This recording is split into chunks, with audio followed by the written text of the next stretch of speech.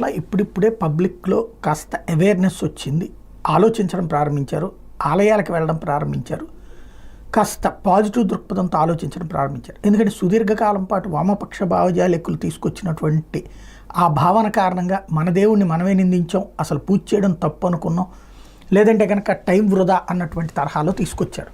అది మైనార్టీల విషయంలో వాళ్ళు అలా తీసుకెళ్ళలేదు. కానీ హిందువులు తమ దేవుడికి తాము దండం పెట్టుకోవడాన్ని కూడా వెటకారం చేసే విధంగా మనల్ని సైకలాజికల్గా ప్రిపేర్ చేసి అదేదో చాటుగా దండం పెట్టుకోవాలన్నటువంటి కోణంలోకి తీసుకొచ్చినటువంటి సుదీర్ఘకాలపు వ్యవస్థ నుంచి ఇప్పుడిప్పుడే బయటపడుతున్నాం. అది కూడా కంటిన్యూస్గా బీజేపీ అధికారంలోకి వచ్చిన తర్వాత అనుకోవాలి జాతీయ స్థాయిలో. ఎందుకంటే అంతకుముందు సోషల్ మీడియా కానీ అంతా కూడా యాంటీ హిందుత్వ ఐడియాలజీతోనే గత 70 ఏళ్ళ నుంచి నడుస్తూ వస్తుంటే ఇప్పుడిప్పుడే కాస్త మార్పు వస్తుంది.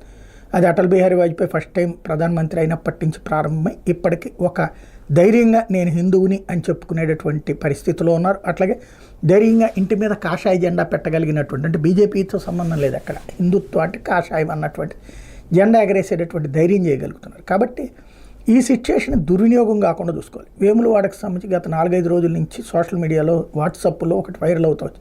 అక్కడ ఉన్నటువంటి కోడెలు, అంటే ప్రతి ఒక్కళ్ళు దానం ఇస్తారు కదా, ఆ కోడెల్ని తీసుకెళ్ళేసి దానికి ఏంటి కబేళాలకు అమ్మేస్తున్నారు అన్నటువంటి. తర్వాత తేలినటువంటి విషయం ఏంటి, ఒక చక్కటి ఆలోచన చేసింది రేవంత్ సర్కార్, లేదా కొండా సురేఖ్ గారు అని చెప్పాలి, దేవాదాయ శాఖ.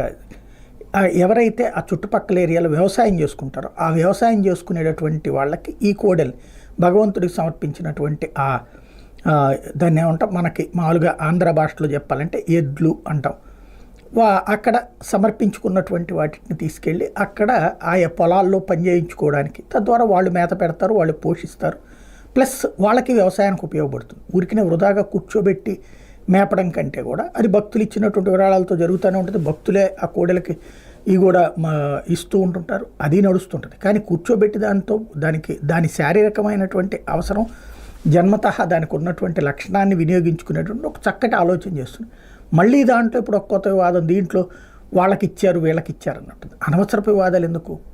ఏదైతే ముఖ్యమైనటువంటిది అంటే భగవంతుడు సృష్టి ధర్మంలో చేసుకొచ్చినటువంటి వాటిని చెయ్యనిస్తే అనవసరపు తప్పుడు ప్రచారాలు చేయనీయకుండా ఉంటే బాగుంటుంది.